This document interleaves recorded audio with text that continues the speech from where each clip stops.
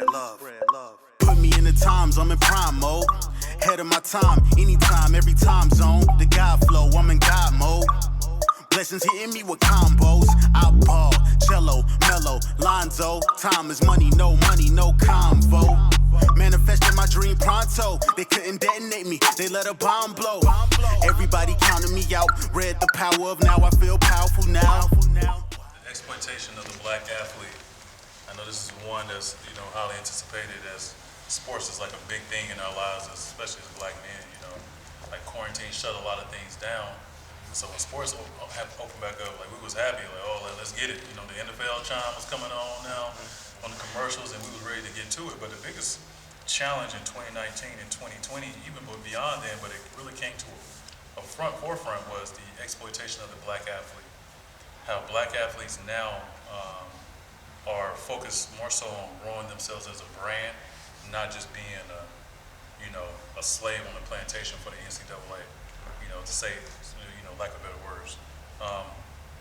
What have you all seen in the past, within the last couple of years, how some athletes were exploited?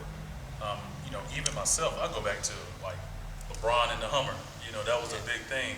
LeBron coming out of high school, and supposedly, somebody or Nike or somebody bought him a Hummer, and they made him give it back, and because they had all these rules. And just as a high school kid coming out of high school, as a big time, one of the biggest athletes of our time, we saw him being exploited and not having the autonomy to do business deals on the side. Even though that has changed, Eric, what's some of the things that you saw in the past as far as the exploitation? Well, I just want to start at the root of everything, and I believe in the black community, I feel like just a lack of resources, lack of knowledge, education.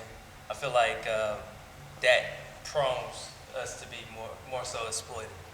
So I feel like that's where it starts. It's easier for us to accept the first offer, the first, full scholarship at this school, because we don't have a lot of options. We're just trying to get out the hood or get out the mud, to better ourselves, to financially be stable and provide for our families. So I do feel like, that's the root of it. Now, looking in the past, I believe that, as a black athlete myself, like whenever I used to play, high school basketball, I do feel like, we're gonna go for, whatever offer, is put on the table first, because our families can't afford, college, especially at a D1 school. They might be interested in us because of our talents, but they're not gonna provide that full scholarship ride for us. So. Or they're not gonna provide you that family type vibe that your parents need to send you off to a school. Yeah. Let's say like you in North Carolina, but USC wants to recruit you, or Washington State wants to recruit you. These coaches and these athletic directors got to instill a lot of trust and patience for them to allow their kid to even go and accept those full rides. And I like what you said about the lack of information.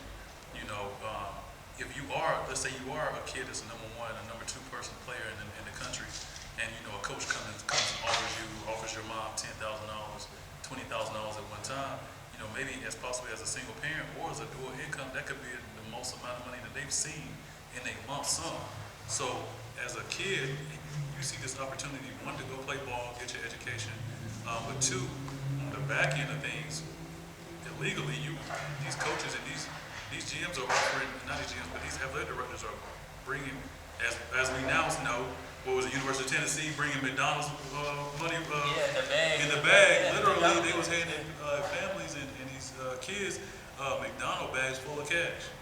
You know what I'm saying? So it's like, if you see that, what are we to tell a kid, okay, nah, that's wrong, whenever your parents are in this situation, and you see yourself as a solution to get them out?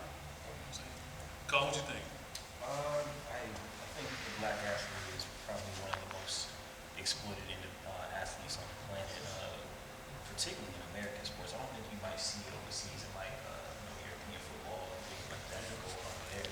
But particularly here, it's just, we're already undervalued as a person in this country. So therefore, we can go back to what's the old girl name from Fox, that Shut Up and Dribble. Shut Up and Dribble, yeah. You're expected to do one thing: get on the field, get on the court, get on whatever platform you play on, and perform. Anything outside of that, don't you? Anything outside of that, and especially if I put money in your pockets or I've done something for you, that even gives me more power to say, well, you just need to go out there and perform, and that's it. The black athlete exploitation is a sad thing because we're just starting to wake up to it now. As you can see, with we're all kneeling during the bubble. They were kneeling. They sat out for games when George Floyd had passed away or was murdered. Let me say not passed away, but and then you can look at even currently who's the kid on the Destroying off of YouTube. Yeah. He had the UCF kicker. He had to make a choice between maintain your YouTube presence or you can't play football and you can't enter the draft. Right. Of course, okay, no brainer. I'm making more money than a lot of NFL rookies anyway right now off my YouTube. Right. So adios NCAA. Right. But the fact that became a thing, like he can't brand himself, and this is right on the tip of like when YouTube is really starting to catapult up. It's sad that young man really had to make a choice between something he loves and something he loves. And all because there's these arbitrary rules, arbitrary rules put forth by the NCAA, which we know they're one of the most corrupt sports organizations on the planet. Right. And I think, honestly, the black athlete has to take control. We're starting to see it more and more with some of the superstars. They can literally shake up the entire market. Look what James Harden has did. He's probably made the free agency market for this upcoming year really, really hard on a lot of different players. Well, and also to piggyback on that with Harden, me and PJ talked about it before, how like the power was in the Western Conference. The black athletes controlled the West. As far as like the West was a strong conference. Everybody was saying the East is weak. Now one player has went to the East, right? Well, with the acquisition, James Harden going to the East, and now like the power struggle itself is now more so balanced out. So now you have a super team in the East and you have a super team in the West. But let's just look at that. Like you can dive into that as far as how they were saying how they were exploiting James Harden on how he handled the situation, profiting money off of like the absence, highlighting the story about whether he's working out in Atlanta and traveling here and at parties with Lil Baby and all those different things. Like with a white athlete, do you think they would have got that same coverage? You know what I'm saying? Because not to sound biased, and I'm sorry, I didn't mean to cut you off there. Not to sound biased, but I don't think, for one, it's rare to find a white athlete with the talents, and this isn't like to be prejudiced, or it's just you can look around all sports. But you can look around all sports, and let's just talk about it. Both of those organizations have over 70% of black athletes. There's a reason why. They're better athletes. Correct. We can call it how we see it. They're better athletes. So what James Harden does versus what Luka Doncic does is two totally different paradigms and how it can shape the league. The league knows they need a James Harden. You need a KD. You need a Kyrie. You need something to exploit. Luka Doncic can go back overseas and you'll never hear about it again. So good point. Yeah. So I don't. That's what we're gonna constantly. We're just gonna be in the media limelight. I think that's part of the game when it comes to those, particularly the superstars. Everybody's not a superstar in the NBA, but for the superstars in the NBA, they're always going to be in the limelight. I agree. There's a reason why blacks are exploited. For one, the talent is astronomical. It's just totally different, whether we're talking U.S. Olympics or NBA. Now you're seeing kids blow up, like the athlete, I don't know his name, the kicker destroying, speaking of. But think about this too, a black man in power is like very dangerous because they know our minds are like so elevated. LeVar Ball changed like the whole dynamic with his kids. Whether you like it or love it. Right. Whether you like it or love it. They had to create that G League and a whole nother league because he created his own league and took his kid overseas to play. If they didn't create another league, that man was going to have all the black kids with him with their own shoe lines with Big Baller brand. They don't want that. We need you. It's deeper, like how you explain, like taking McDonald's bags with money in it. Okay, you got advertising right there. Who's to say? We don't know if McDonald's was like, hey, you put your money in our bag and we're going to put it on TV and they're going to see your team on TV instead. Everything is about advertisement, commercials, showtime, so the bigger companies can get paid. For sure. So that's why exploitation on us is a big deal because we can take you to a higher place. Like, our talents are different. Our creativity is different. We the guys. You know what I'm saying? Michael Jordan, they did it with him. They doing it with LeBron. Every super athlete gets this exploitation. Even Luka. Like, that's somebody, all right, he does have astronomical gifts. You know what I'm saying? He could be somebody who could be crazy, but he's still not black. Right. You know, but they are putting a lot on him because of the gifts that he has. But I think like what Colin was saying though, like Luka can literally go back to Europe next season, and we'd be like, dang, he left, but we still got LeBron, we still got Harden. It wouldn't be an uproar per se. You let LeBron go play in China and see what happens. The whole US is going to He can China. single-handedly tank like the NBA ratings himself. You know, That's why so he that did shows you like I think that's why the athletes go so hard, and just relate to the NBA in the collective bargaining agreement, like making a push for us to get paid our worth. And even when they pay you your quote-unquote worth, it's still not enough. Because at the end of the day, a lot of these owners from these teams, and I hate calling them owners, but a lot of these owners for these teams don't make money without you. You can make money without them, but they can't make money without you. And so I feel like what I love the shift, man, in the paradigm as far as these black athletes and how they are taking control of their career and how they go about things. And let's talk about LeVar a little bit. Like, LeVar gets a bad rep, but what do you see? You see a black man with 3 black sons, right? That is in the lives of his sons and how they try to tear that down and break that down, right? They start talking about this and how he goes about this and how he goes about that. All you see is he may be on another level with it, but he's just like the dad that's in the stands at the rec game that's yelling about every call against their son or every Saturday, right? You know what I'm saying? That parent isn't getting exploited. Or you have the white parent that runs up on the white coach for not playing their son in a baseball game or a football game or a basketball game. That's not exploited. That's not on the news. But a black man that is a father, that's active in his kid's life, you know, he may go about doing things a little different, you know what I'm saying, than what we would. But overall, like, he's pushing for positivity, you know. To another level. And look what they even picking at. It shows the power, you know what I'm saying? They even picking at one kid. You know, the other 2 were in the game. Right. And they're like keeping the other one out. Because if we let this other one in, we gave this family so much power in our league. Yep. He gonna get him in there, though. Right. And abstracts, like, what would you tell a kid if he came to you and said, hey, the NCAA is making me choose between whether I'm gonna do this, let's say it's YouTube, Vimeo, Instagram, or whatever, and the NCAA is making me choose between doing that or taking a full scholarship. What kind of feedback would you give a kid that's saying that, an 18-year-old kid? I'm a rebel. So if you put me with my back against the wall, You gonna go Instagram? I'm gonna go Instagram. Right. But I can't encourage my kid to do that because I know my consequences of doing that. So I would literally just sit down and try to assess the 2. You know, what benefit do you get from this versus the benefit that you can have from this? I mean, you can have that scholarship. Once you're done with that school run, you can come back and once you're done.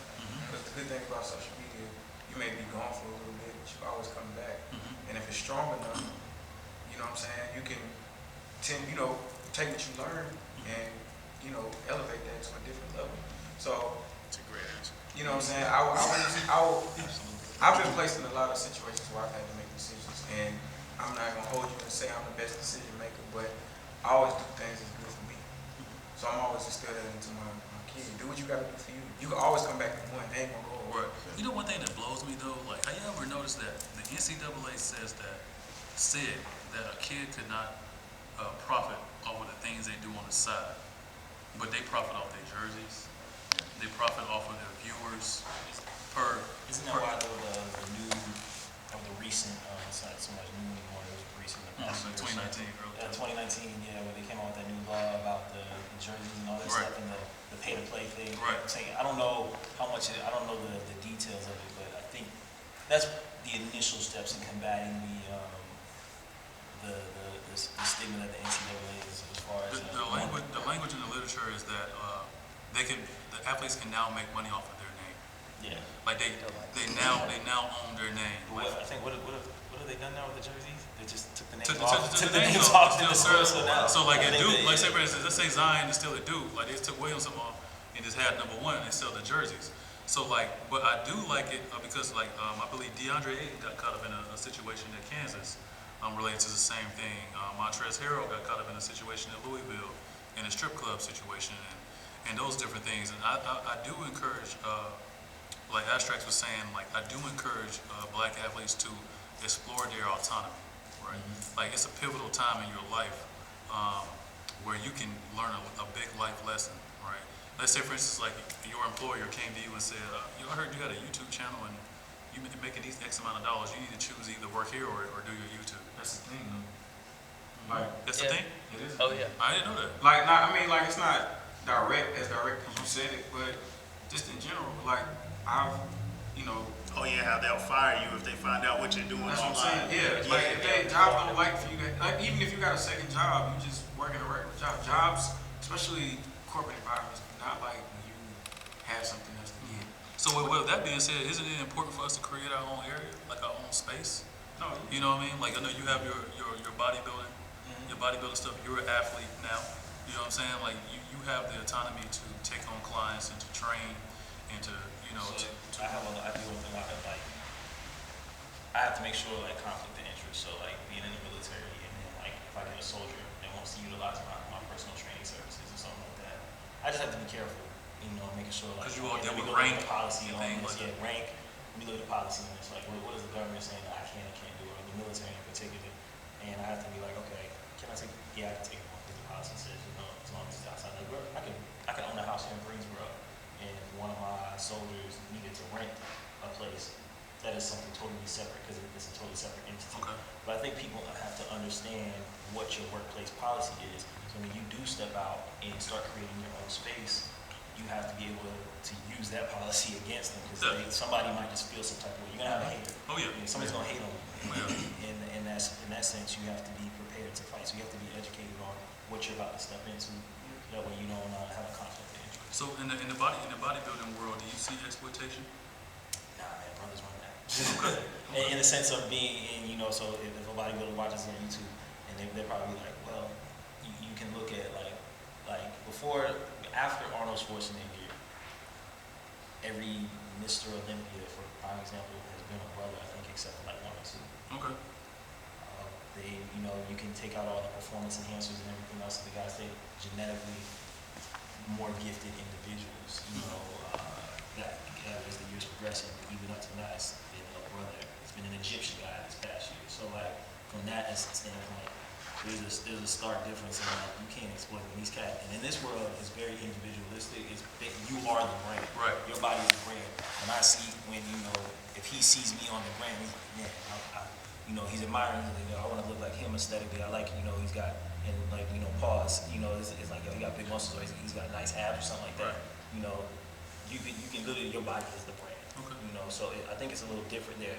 And bodybuilding is so like broken down into different like divisions and federations and different things like that. So the way it's governed, they like the individuals. They like the individualism of it. And everybody now, bodybuilding has their own YouTubes and all these new social networking platforms that have come out. So like, it only brings more money back into the sport of it itself. It brings more mainstream exposure. You know, bodybuilding used to be on ESPN back in the day. Like they used to do it was crazy. I didn't even know you could pull old 80s and 90s videos of it. And they used to have little segments on ESPN about it. And obviously it's faded since then, but yeah, I don't see the exploitation in that as much. But How do y'all feel about Antonio Brown and like the exploitation they put on him? Like, how much power does he hold in the league? he's on every news line in the NFL at one point. Man, you know, because AD was, you know, he was.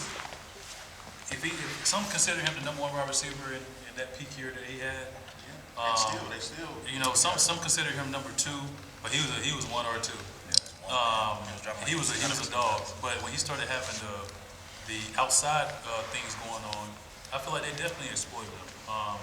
They know that black news sells, man. Whether it's something negative happening to us or something positive happening to us, we sell and we create that viewership that constantly feeds and makes them money. So like us as individuals, as you know, your mom used to tell you, you can't go out there and do what your friend over there doing. You can't go out there and do this. You can't just say this. You have to be mindful of what you say because those things are in place. I think the same thing with AB though is that I don't support domestic violence at all, completely against it 100%. I want to stop you right there too. Don't stone me. Does exploitation of the black athlete lead to black privilege? You get what I'm saying? Yeah, what you mean? Like AB has done a lot of stuff, but it seems like he doesn't get in trouble for it. He's went from the Patriots, he went to Tampa Bay, and it's like, okay, we're gonna move all this stuff. I think that relates to the NFL's tolerance for domestic violence. They have a high tolerance for domestic violence. The NFL is one of those organizations. Yeah, I'm saying let's look at Ray Ray Rice. Caruth. Look at Ray Caruth. Ray Rice. He killed somebody. He killed somebody. He hired a hitman, but like like I think AB, like you were saying, AB, I think he does. You do get a sense of privilege. When you're a top athlete, and especially in the NFL, when it comes to domestic violence, you have a lot more leeway to do what you need to do. Look at Big Ben's situation. Yeah, you look at Big Ben, you look at that, which is odd to me because then you got Josh Gordon, he smoked a blunt. That's what I was saying. But I think stuff though, he keeps getting release fatigue. What Stephen A. Smith says? But they keep bringing him back. But they keep bringing him back, and I think that I don't He want just to got in debate this. trouble again, didn't he? Yeah, he did. He just got released from the Seahawks, I think. Yeah, it was the Seahawks. What did he do this time? It's the substance thing. It's the same substance. Stay off the weed. It's literally weed. And So he's addicted to marijuana. I think he does. Can't you I think he does a few. I think it's not just weed. But you can say that. Let's look at this from like a scientific level. You can say that if he continuously sacrifices millions for a sport that he loves to play, can we look at it and say that the likelihood that he's addicted to drugs is very high? Absolutely. Yeah, I don't think it's just marijuana like you said. I think there's a couple So like the focus doesn't need to be him playing football. The focus needs to be on him progressing better as an individual. Literally in rehab. He just got out of rehab, right? But you know how many people that you know addicted to drugs that went to rehab and then got back But I and think the relapsed. problem is that he's in an area of privilege. So it's like he should be with the best rehab on earth. But also, what does it tell you too though? He has a substance abuse problem. The NFL kicks him out, lets him back in. Sends him to rehab, lets him back in. He knows that he can go mess up and get back in. I've never seen it at his level. Like, you know what I'm saying? I'm for, brothers, you know what I'm saying, success, but it's like, yo, I believe in him every time, you know? I'm like, all right. You did it again? But does that show that he's not getting the help that he really needs? I think it does. I think it does. I think the NFL, like, if you're gonna exploit athletes, you need to take that money that you're making off of them and put it back into them. That's my thing.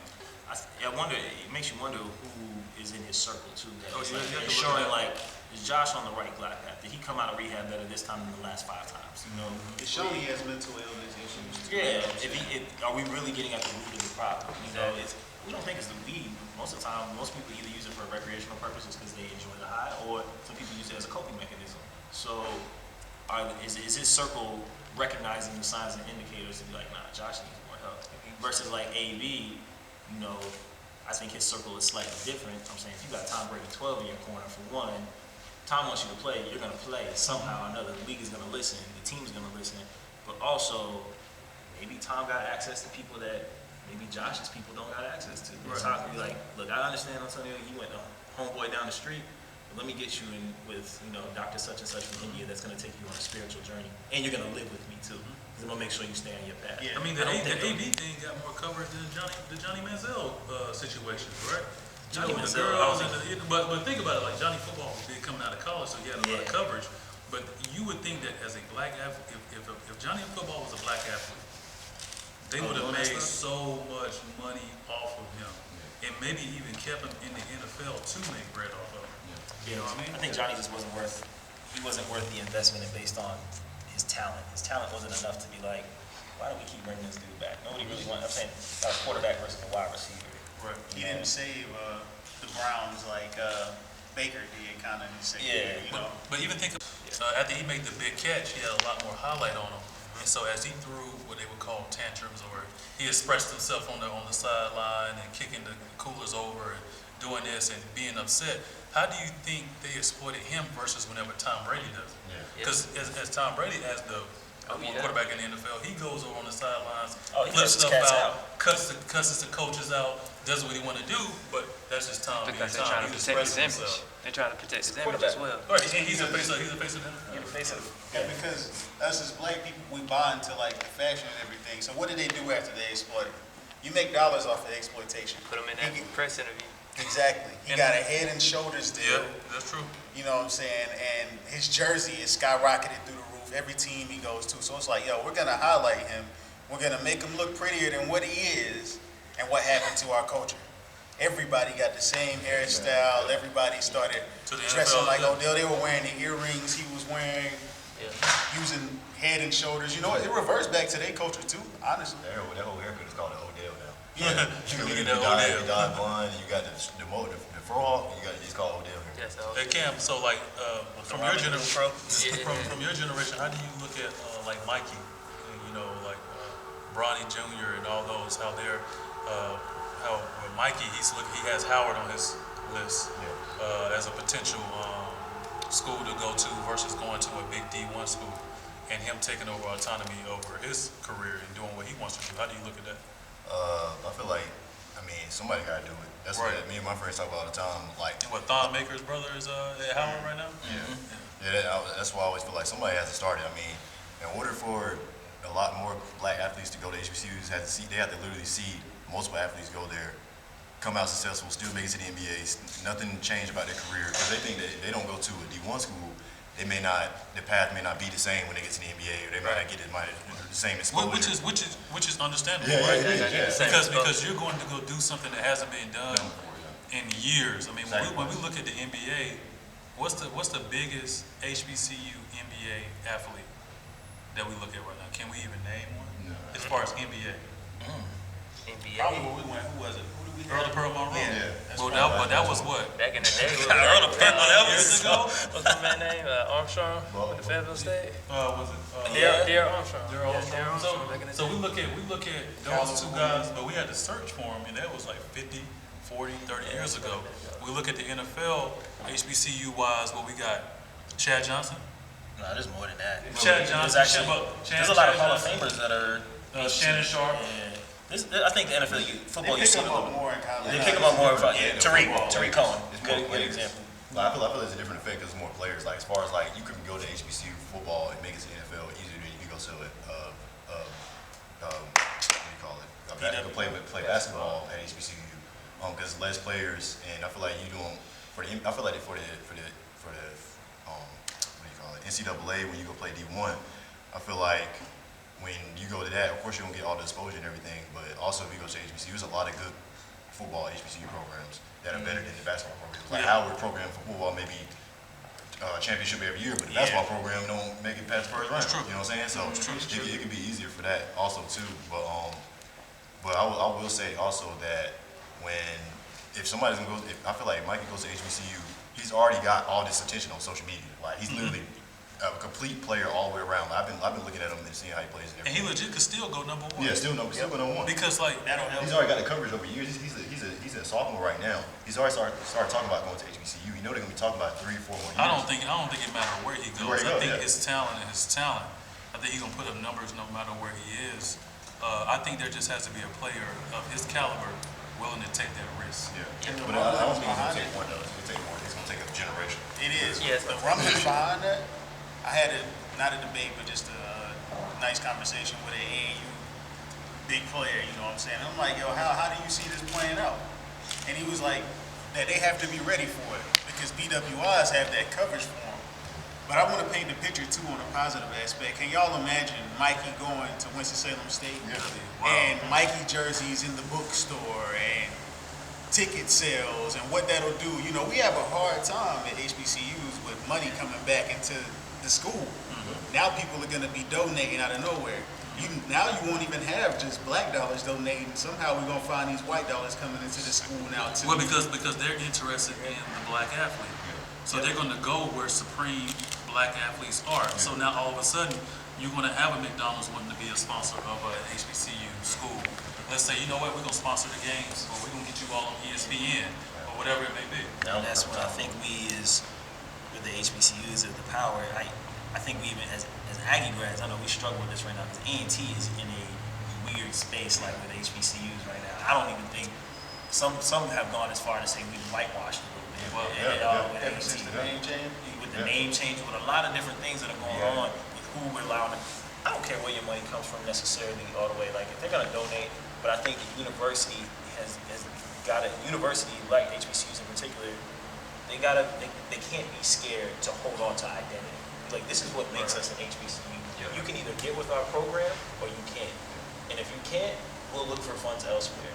But then that's when we have these major, wealthy HBCU grads. We have to ask them, like, hey, I know you just donated to pay off all these Morehouse grad stuff, but put some money back here as well. Spread the love so we can continue this glide path for HBCUs to be considered successful universities. We know they breed successful individuals. Oh, absolutely. But we know Howard's got it. We know FAM's got it. We know AT. We know Hampton. But also as HBCU grads, sometimes I see these arguments on Facebook groups where about these athletes coming here. They're like, I think they showed like one locker room versus the other. They showed like one university's locker room versus like, look at Oregon's locker room. It's crazy. It is crazy. If I was a football player coming out of high school and I look and I'm like, oh my God. Because Nike directly. Is the hot tub right next to my locker? It is. They pull them in with the glitz and the glam, and then once they got them, they got them. And so I think HBCUs, we gotta show off what we got to these black athletes. And like Mike, bro. Yeah. I wanted to go to Carolina all my life. Me too. Right. Exactly. Still a Carolina fan. Yeah. And I'm still a Carolina fan. My brother went to Carolina, and I get it, and I wanted to follow in his footsteps, but I always a Carolina fan. Right. But then I understood though also like now we gotta look at like Mikey's mom. I think she's a Hampton. She went to Hampton, right? She went to Hampton. That influence has to be so strong. I'm not telling her how to parent her child, but I would if she watches this podcast, I'd be like, hey, get all your Hampton. I'm sure she has. Right. Take him up to Hampton. I'm sure Show she him the has. HBCUs. Take him to every HBCU across the country. You know how we are as HBCU. That's where it's coming from now. I don't know if it's coming necessarily from moms, because I don't know if it's necessarily coming from moms though. This only started happening as a lot of these social justice movements kicked up over the past couple years. We knew Mikey had a following already before then, but as he started becoming more conscious, and they're like, Mikey, you got a platform that affects your generation. What you gonna do with it? And so now it's like, was it the cool thing to do and talk about it, or were you serious about it? And that's where I think we gotta point out to these kids, if you're not serious about it, man, it's okay. It's your future, it's your life. But if you are serious about it, and you're not just riding the wave to get more followers, to get more exposure, you got all the exposure you need. So at this point, the power is in his hands. The power is in Bronny's hand. Well, I don't know. I feel like LeBron has a little bit more control. The power is in his hands. But if Bronny do it and Wade's son do it, and Zaire and all that, Shaq, it'll go crazy. Because what? Deion Sanders. Yep. Probably his son came with him. He's like, all right. I love how Deion went and went back to because that's his alma mater. Jackson? Jackson State. Yeah. I think so. Yeah, that's his alma mater, and so I love how he went back to his alma mater, a school that produced one of the greatest cornerbacks ever. No, his alma mater is Florida State. What am I thinking? He went to Florida State. Yeah. But I like how he lives there. He's So I like how he's there coaching.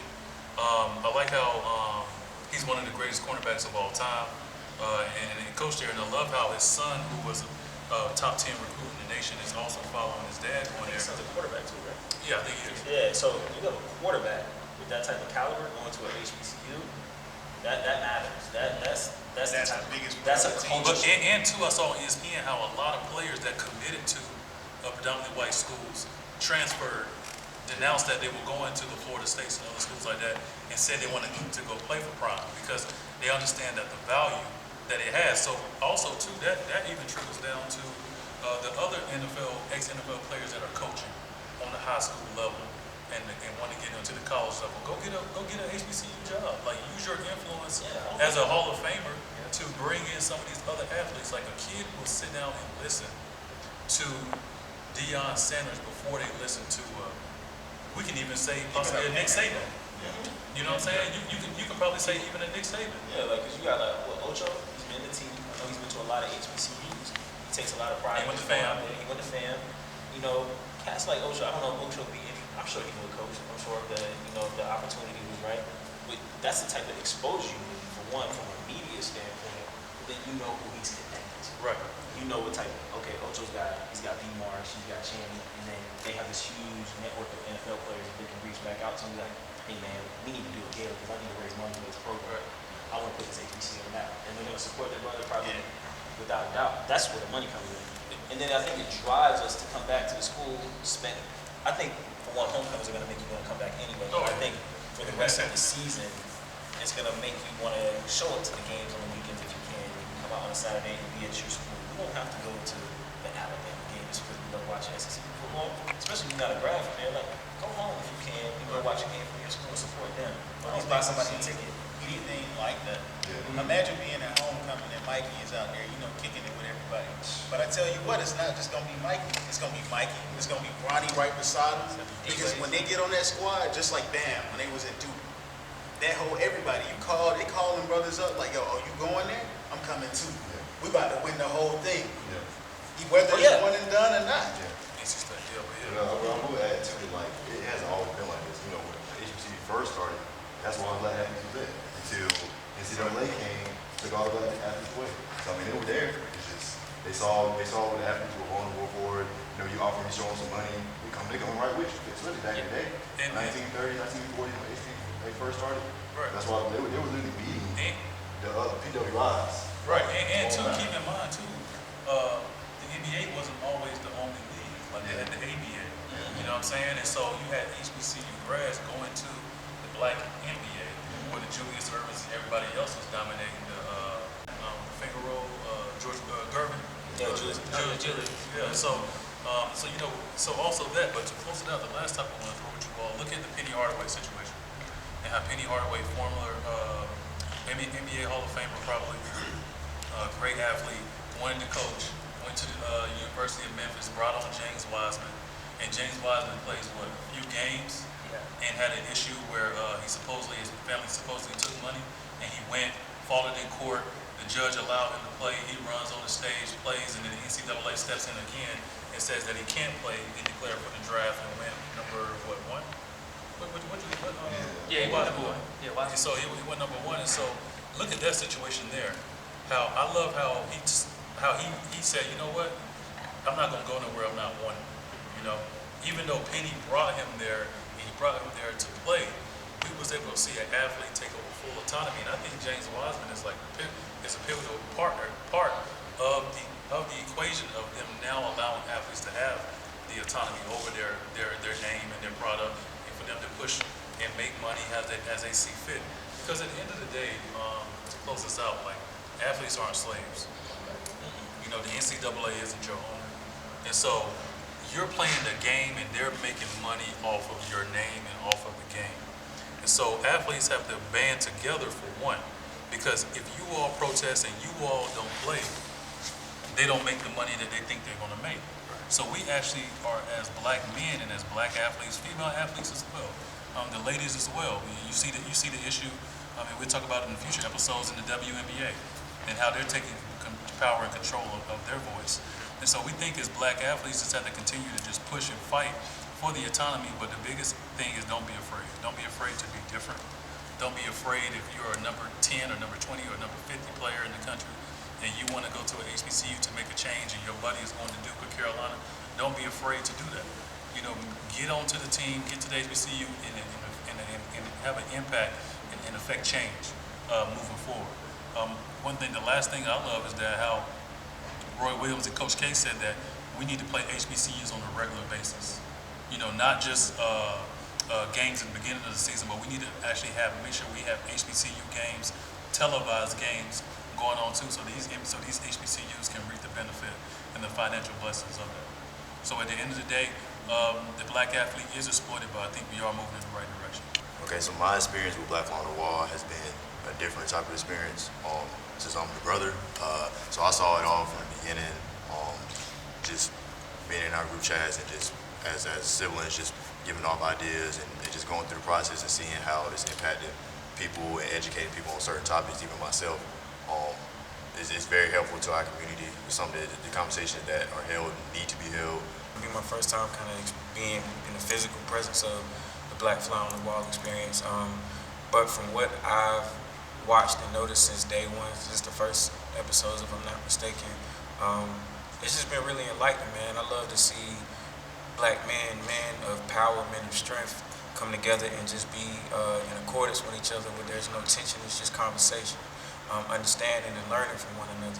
And all egos are put to the side, and we're just talking about what we all talk about on a day-to-day basis, just more in a more structured environment, which I think is really dope. Remember, Black Fly on the Wall, the content that we provided is basically good content for the black community. I definitely believe that sharing the knowledge towards the black community and as black men is very important.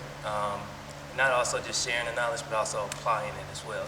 Being a part of this Black Fly on the Wall experience is something that I'm honored and privileged to be a part of, just to not only support my fraternity brother in this endeavor, to put great information out to the black community, but also to be able to network with other black men and have those discussions where we're in an environment where we can support each other, build each other up, and holding one another accountable on keeping our communities on the right path to success and greatness. So this is my first time being on the podcast. I'm humbled and just ready to be a part of something greater than myself. Black Fly on the Wall family. It has been an ultimate ride to produce, to finally eclipse 30 episodes. As we film episodes 31 through 34, we are super excited to provide some versatile content. You know, the last 30 episodes have been amazing, providing some versatility, some balance as we discuss relationships, partnerships, wealth, mental health, anything that black men encounter on their daily lives or have encountered in their lives. Black Fly on the Wall is here to discuss that. We want to make sure we continue to provide black men with a safe space to communicate and an open opportunity to let their emotions flow.